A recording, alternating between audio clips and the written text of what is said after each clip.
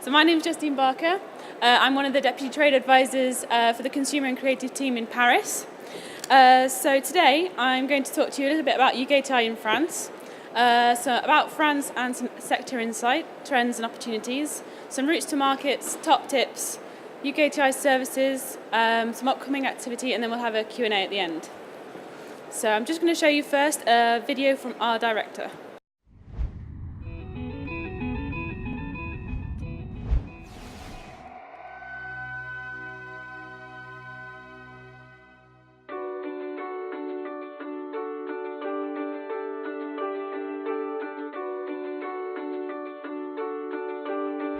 People are a bit schizophrenic when they think about business in France. One day the story is France only buys French, so what's the point? Another day it's France is very close, an easy market, so business just falls into your lap. Well, it's a bit misleading on both counts.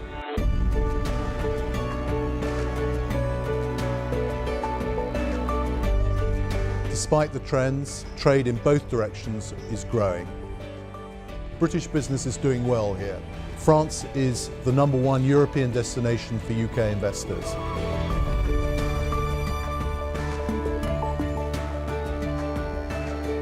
The majority are small and medium-sized enterprises that form the backbone of the UK economy and our growth of the future.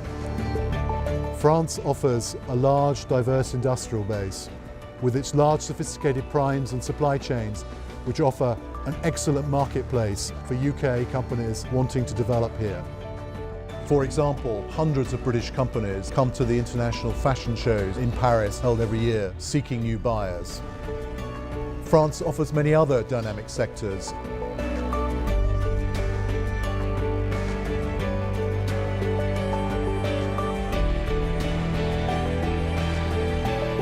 So how can UKTI help you in France? Our team of experts based in the British Embassy in Paris, in Lyon and Bordeaux can fast track you to the information and people that you would need to build your business here. And to information too on how to get the best out of it and how to avoid any pitfalls.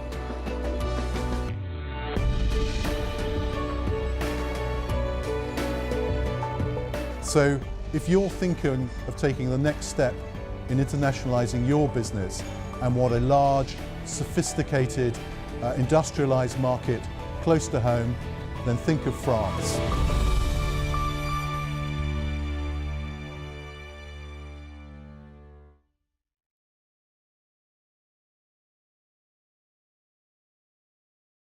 So what more can I say?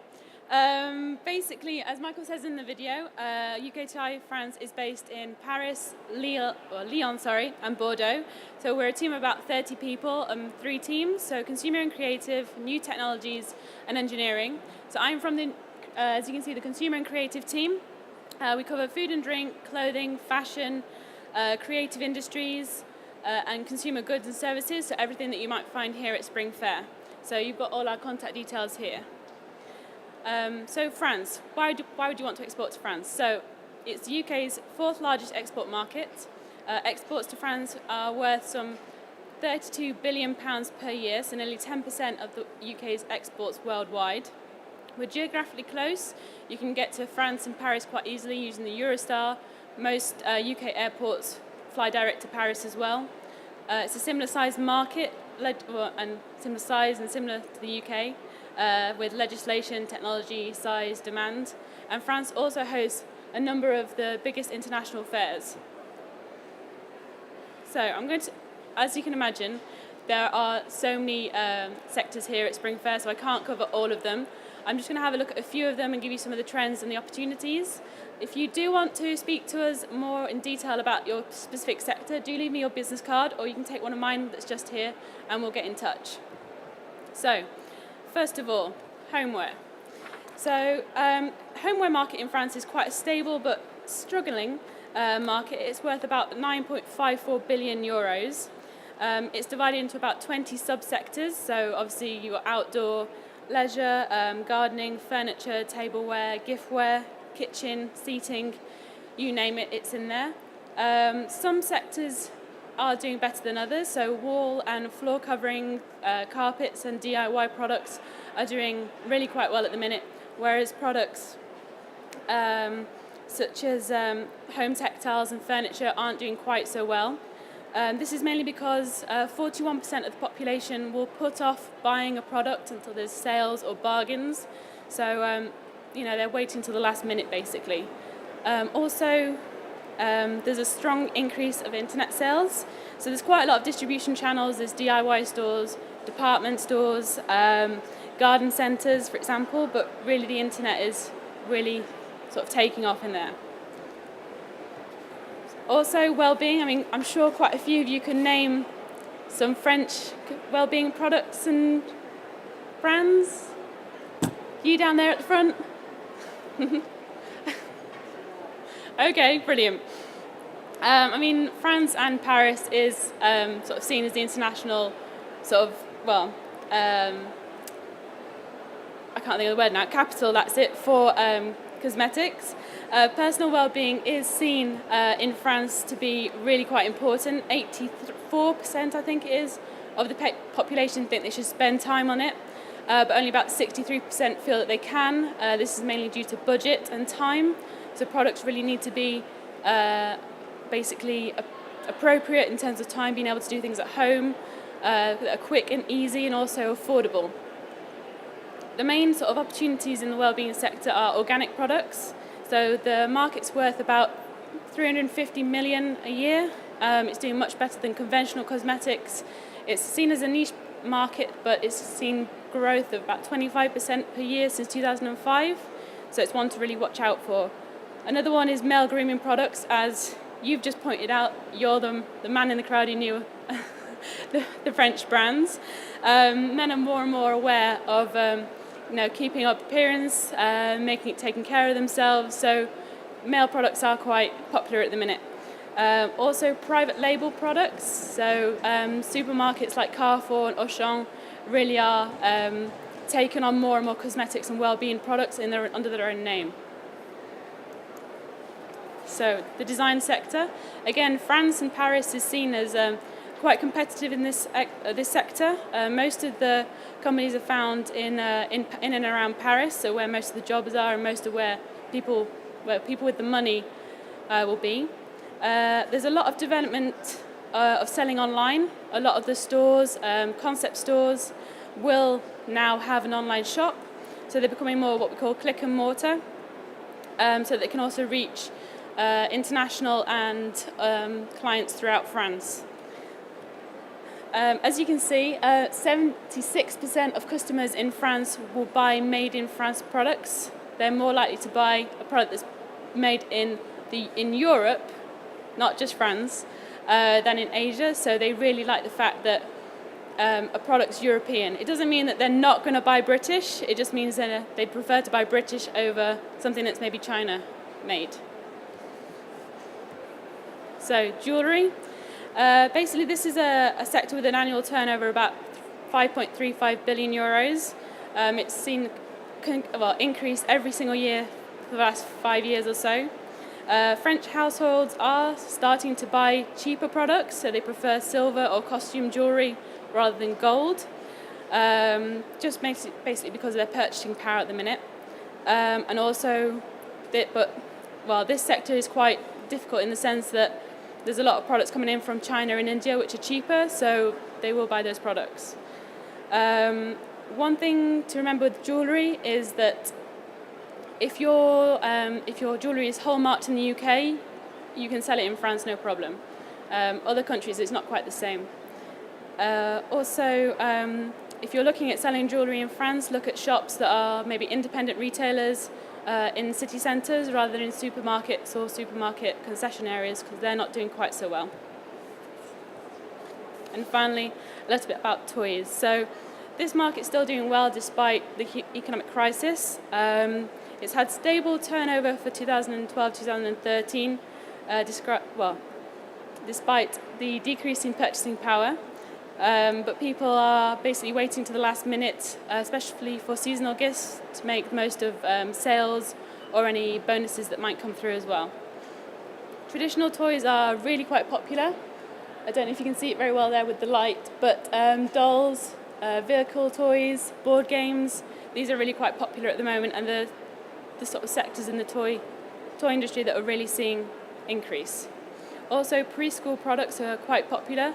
There's been an increased birth rate over the last couple of years, so obviously that's taking its toll as well. Distribution channels is quite concentrated. There's a lot of large companies in just a few sectors, few channels, sorry. So people are starting to develop their internet websites again. E-commerce is getting more and more popular. It's not quite at the stage as it is in the UK, but it's getting there. So, you've heard a bit about some of the sectors. So the routes to market. There's different ways of looking at France. You could sell direct to the French market, so direct to the retailer.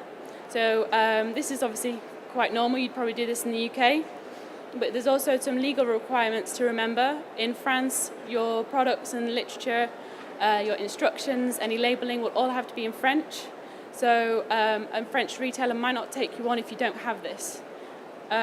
Also, a lot of French chains have purchasing offices, so they'll have a central purchasing office for the whole chain.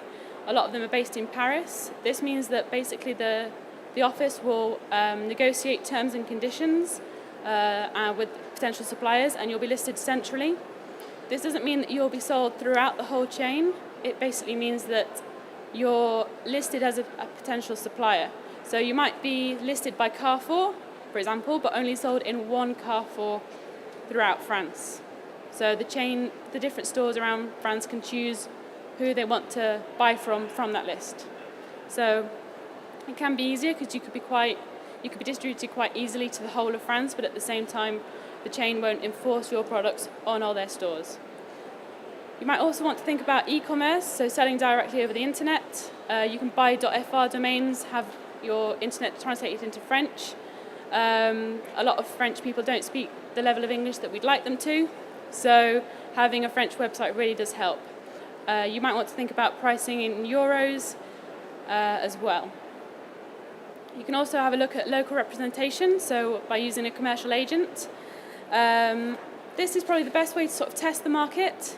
A commercial agent will maybe work on their own. It might be regional or national, or they might be part of an agency business where there's a couple of agents who will cover France nationally. It's important to remember that an agent doesn't buy to resell, sorry.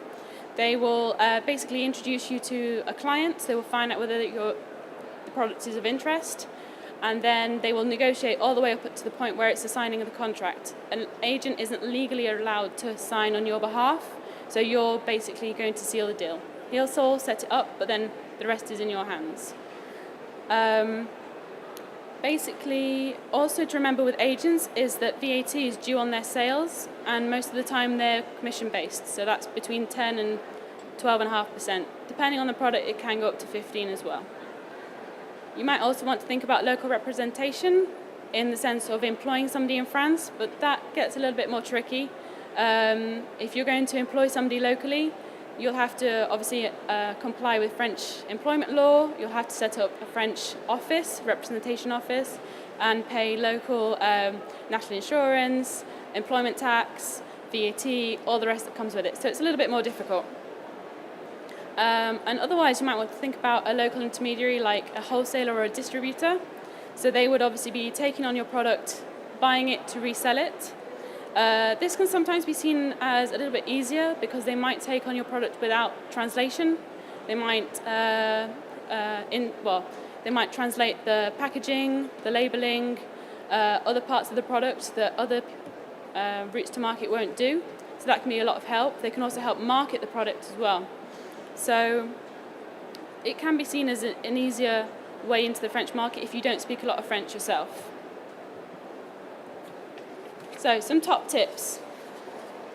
I know you all think that the French are quite hard to sell to, that they won't buy British, but the main thing is just be perseverant. Business isn't conducted in the same way as in the UK. Business relationships take a lot longer to establish. It could take months, even a year, to establish a good relationship before setting up a contract. But basically, just take the longer view with France. It won't happen overnight, but it will happen in the long term. One thing to remember, please get the language right. and do not use Google Translate. We've seen some funny pieces of literature Google translated, and basically you won't be taken seriously.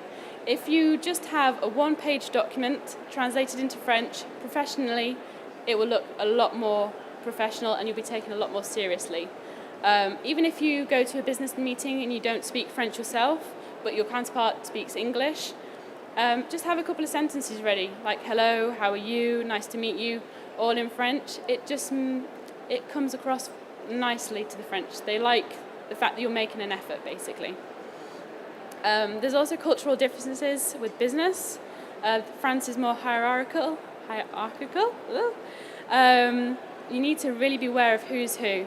So if you're going to a business meeting with a director, make sure that you take your equivalent director with you. They will expect somebody of the same level at that meeting, basically. You should also remember that in France, we always say Madame and Monsieur with the surname. If you don't know them, don't start with just the first name. Always use Madame, Monsieur until you're asked to use the first name. Also use vous, so the most polite form of you, because it's just the way that the French work in the sense of being formal.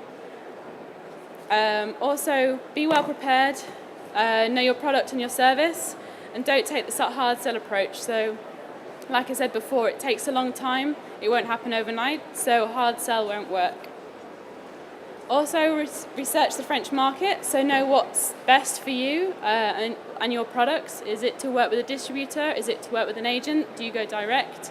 Make sure you've done that research. You might find out that an agent works in the UK or in Italy or Spain, but it might not work in France. So don't pursue it. Quote prices in euros and use metric measures. I'm English and I don't know the conversion rates for either of those, so a French person definitely isn't going to. Even if you just use the pricing in euros with an estimated exchange rate of a certain time or day, at least they've got the prices in euros and they know roughly what kind of figure you're talking about. Make sure that you send terms and conditions in French. That is one of the most important things, and make sure that they sign it. It means that they've read it and they understand it. There's been quite a few lawsuits in France where British or American companies have only sent their terms and conditions in English, and they've been taken to court and they've lost because the French will play the card that they haven't always understood. Also be informed of legal aspects. If you're going to enter into any type of agreement, make sure that you check with a lawyer first that what you're signing is right, that it legally will hold up in any kind of situation. Also dress appropriately. I know this sounds funny, but the French, like I said before, are quite hierarchical, so make sure that you're dressed to impress. And finally, as you all know, French love their food. They take quite a lot of pride in it. So take the time for a proper meal before or after a meeting. A lot of business contacts will like that. So I don't know if some of you came to the presentation earlier today. UKTI can obviously offer quite a lot of services. We can do market research, provide advice, help find contacts, and so on. Obviously trade fair advice, webinars. You can also hire out the facilities if you want to do a product launch, for example. So if anyone wants the slides, I can send around the slides with the link to the video so you can have a look at the video. So what we've actually concretely done. Does anyone know the brand Conran? Yeah, no? Does anyone know Content by Conran? They're basically a sister company. They produce furniture. So it's not quite the same level as Conran, it's a different range. But we helped them last year in around April time. So we introduced them to the department stores and also design and furniture stores. And we also searched for agents for them. So what we did was we worked with them to have an advert to find the criteria that they were looking for. We translated this, put it on the agent websites, and then basically pre-selected agents for them to meet. Following all this, they met with one of the department stores in Paris, so Le Printemps, which is one of the high-end luxury stores, and they also met with 2 or 3 agents. Now they're actually working one agent nationwide. They're selling into quite a few design stores. They're also selling to the department store that they met. And they've now been exhibiting quite a few times at shows in France, and we still meet with them regularly. So they're doing quite well. So it's just living proof that just because you're British doesn't mean the French won't buy. Some upcoming activity, we do have webinars. I don't know if you've seen any of the other ones for the other markets. These are like online seminars, a little bit like today. And they'll be either sector specific or they might be on a particular topic like tax or employment. So there's also another link to the web page on the UKTI website where you can find a list of all the ones for France and the rest of the world. There's quite a lot of trade fairs in France, so you might want to look at Bijorca for jewellery. Maison et Objet is almost the same as Spring Fair, just a little bit bigger. You've also got the Foire de Paris. Playtime is for children's products. Museum Expressions does giftware mainly for museums, as it says in the name, but a lot of the distributors there will sell to other retailers. There's also a link here to the different shows that you can take part in France. So, thank you for listening. There are my contact details. I'm Justine Barker. Does anyone have any questions? No? If you've got any questions afterwards and you don't want to ask in front of everyone else, either leave a business card or take one of mine, and I'm quite happy to reply to you over the phone or by email.